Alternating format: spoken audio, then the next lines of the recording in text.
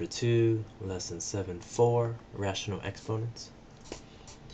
So first of all, let's talk about the two forms, okay? This would be the most important thing, right, in this lesson. You have to be able to convert back and forth between the two forms, which would be really important once we get to Chapter 8. So let's talk about radical form and exponent form.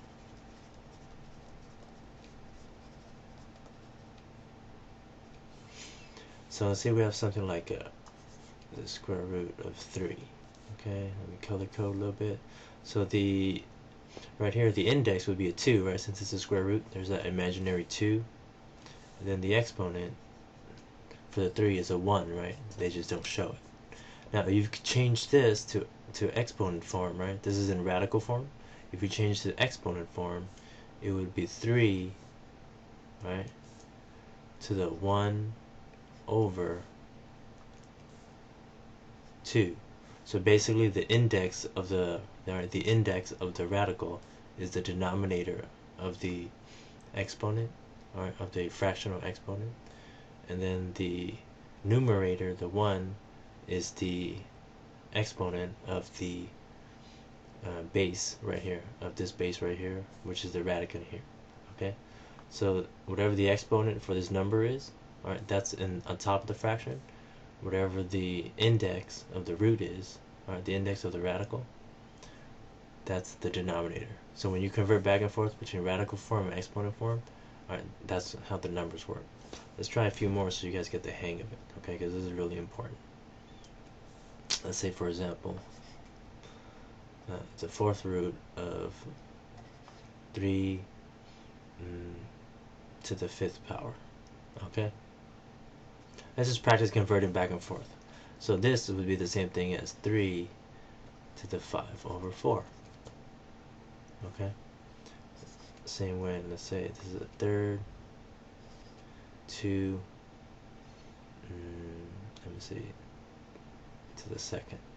So this would be the same thing as 2 to the 2/3 power. Okay? So radical form, exponent form. And you have to be able to switch back and forth all the time between the two. Alright, let's try some more just to make sure we really get the hang of this, because it's really important. Let's start with exponent form. What do we have? 4 to the 3/5. What would this be in radical form? Well, the denominator is a 5, so that tells us that, oh, it's going to be a 5th root. Then we have the 4 to the 3rd power inside the radical. Okay, and it gets a little bit trickier too. Alright, let's do some trickier examples so you guys understand the whole concept behind it. Let's say we have something like this. How about the square root of 2x?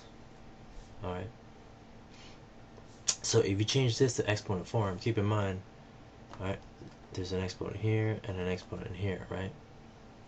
So they both have a 1 and a 1 there. The correct way to write this would be 2 to the 1/2 power. Remember, there's an imaginary 2 here.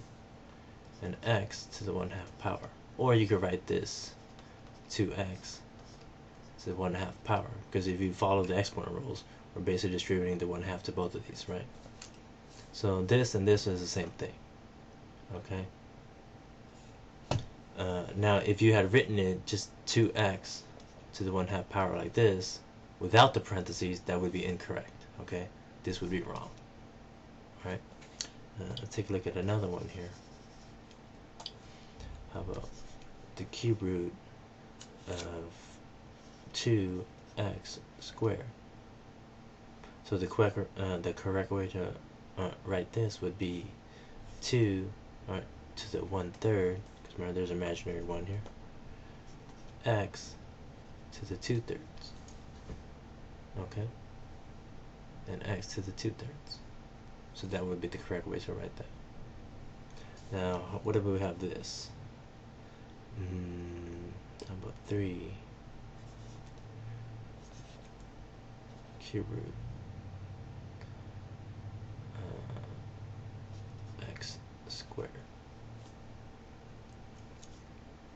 So this means that this 3 is just a normal 3, right? So you have the 3 here, and then this would be x, right, to the 2/3 power.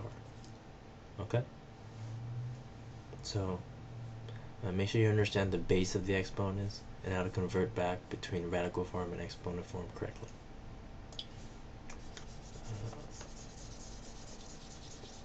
Next thing, let's talk about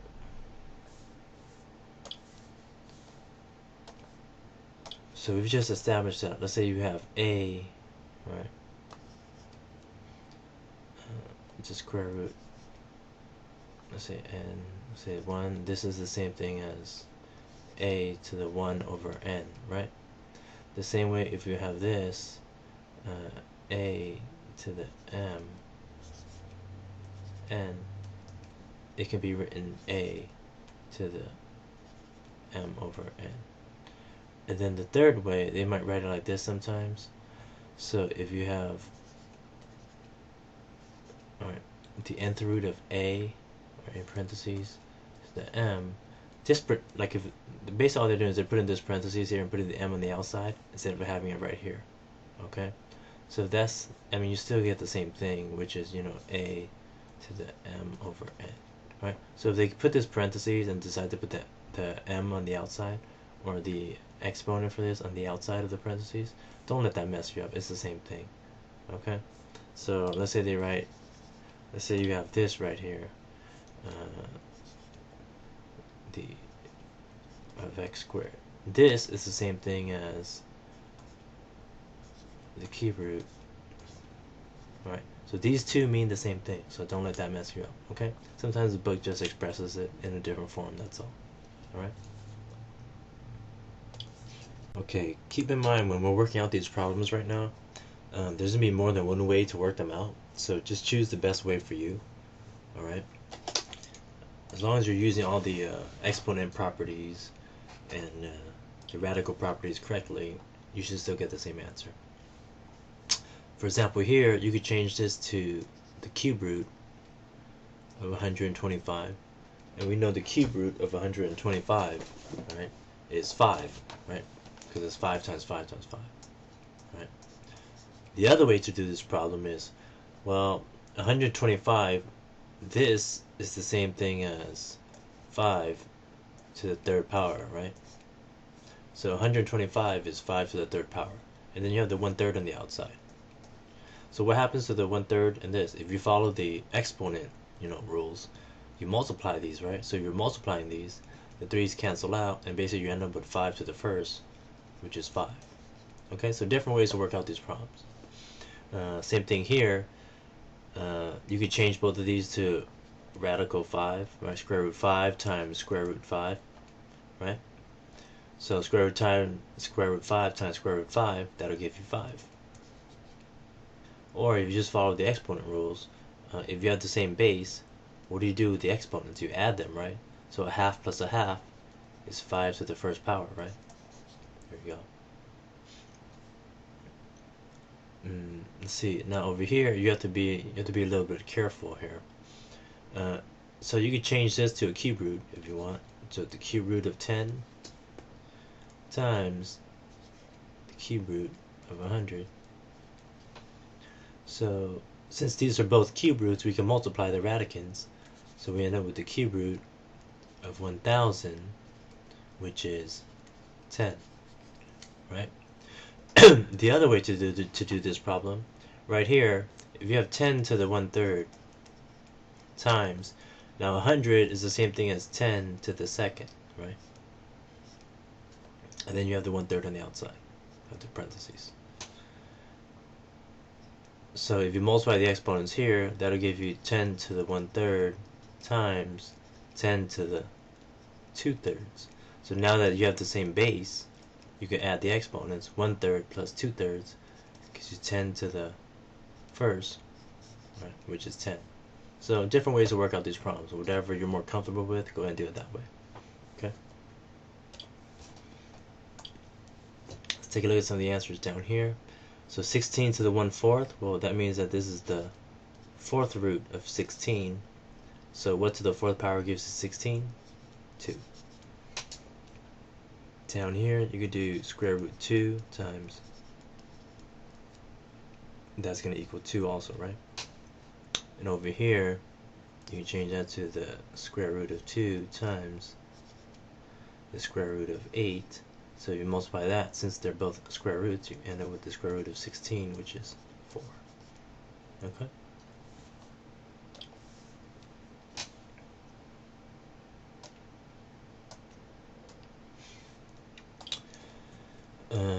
Converting from radical form, alright? So write the exponent expression and in radical form. So this one's real easy. This would basically give you x to the third, and it's going to be a fifth root, right? So that's pretty easy there. Now over here, y to the negative 2.5 power. Alright, let's take a look at this one real quick. Let me screen capture it. So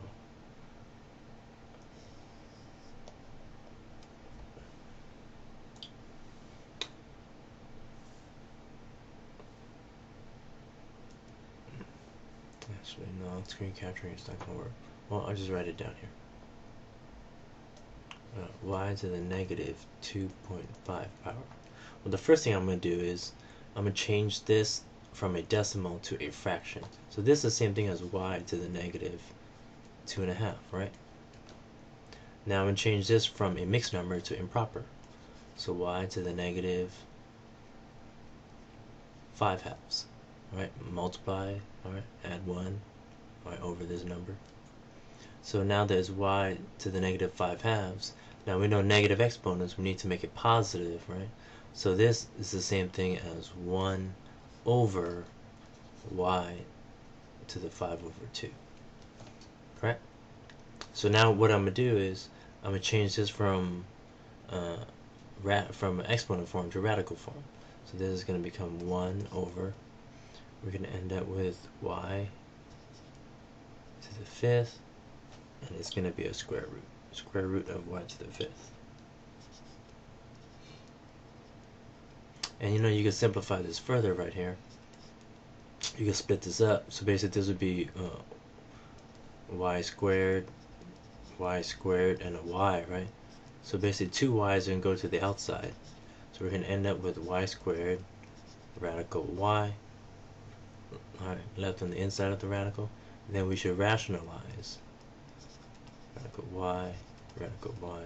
So you end up with the square root of y over y squared. Alright, now radical y times radical y gives you what? Y. So your final answer would be the square root of y over y to the third. Okay? So a lot of skills involved in working, this problem out.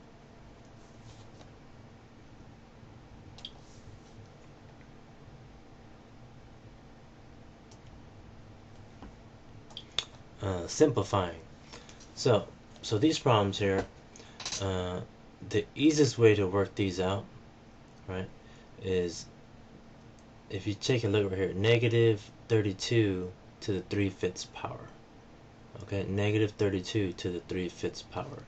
I would rewrite this here. I'll show you both ways how to do it. The first way is you have negative 32, right,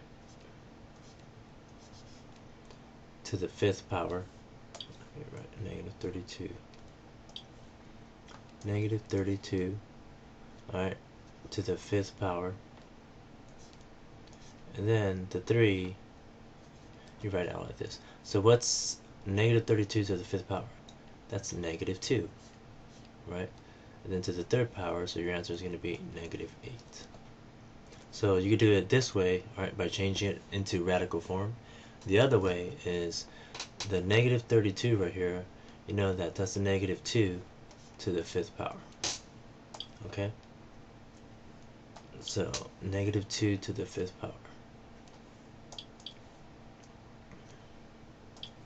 So this is negative 2 to the 5th power. And then we have the 3/5. So we apply the exponent rules. When you multiply these exponents, the 5's cancel each other out. So you're left with negative 2 to the 3rd power, which is negative 8. Okay, the same answer, kind of different methods. You could just choose whichever method is best for you. Okay? Same thing here.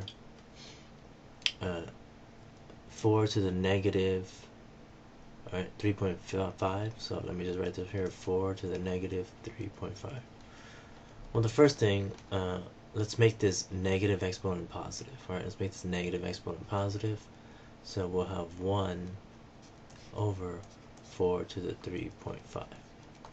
So 4 to the 3.5, if we change that, that's 4 to the 3.5, which if we change into a improper fashion would be 6 at 4 to the 7 over 2. Alright, now what I would do now is you can either change this to radical form, or you could recognize, oh, 4 is 2 to the second power. And the reason why that's helpful is if you have the 7 over 2 out here, if you apply the exponent laws, right, the 2's cancel each other out when you multiply these. So you basically end up with 1 over 2 to the 7th, which is going to be 1 over, I believe, 128. Okay?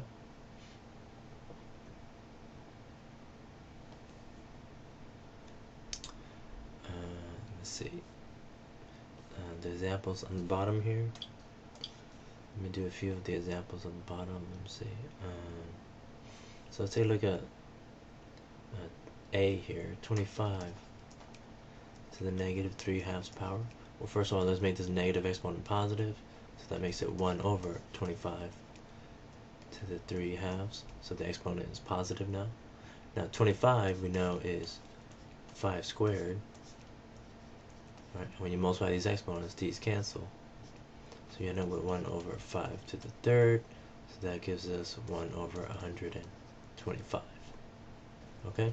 Now another method, instead of changing this into 5 squared, you can also put this into a radical. If you make this into a radical, you're going to end up with the square root of 25. Right? The square root of 25 right here to the 3rd power. So the square root of 25 we know is 5. And then to the 3rd power, we end up with 1 over 125, the same answer. Okay?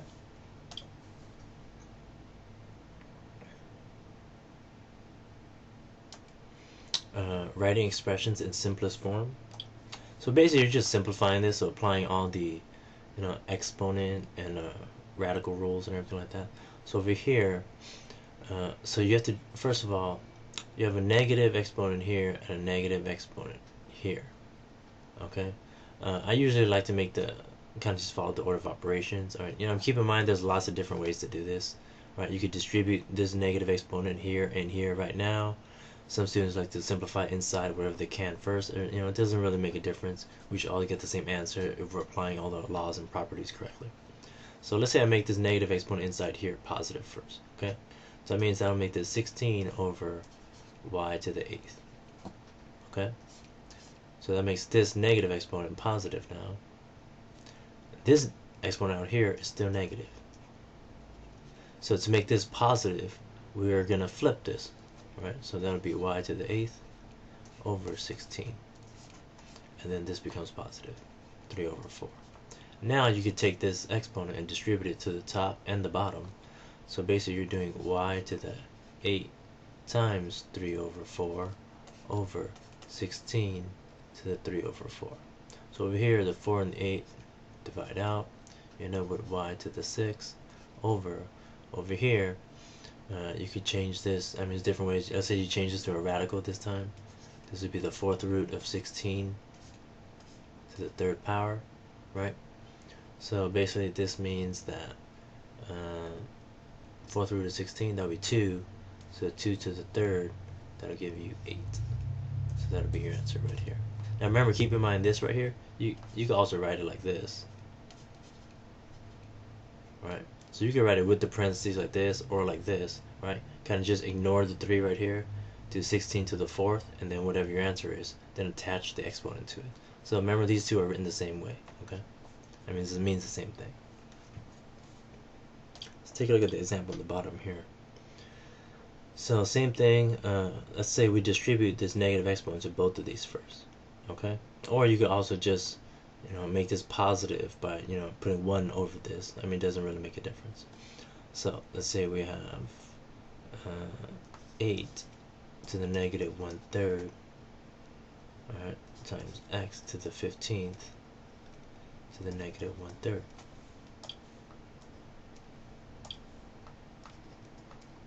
These cancel, so you end up with 8 to the negative 1/3, and then you end up with x to the negative 5th. Now you need to make these positive now, so basically you're just, alright, remember this is like over 1, so these are moved to the bottom, so you end up with 1 over 8 to the 1/3 and x to the 5th. Now 8 to the 1/3, you have to be careful, you can't leave it like that, because that's really the cube root of 8.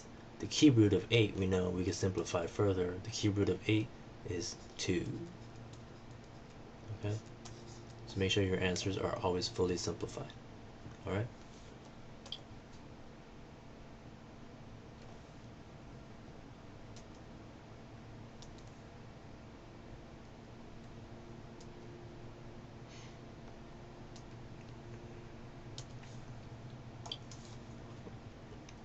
Okay, here's some examples here, some additional examples that you can practice and work on. Okay?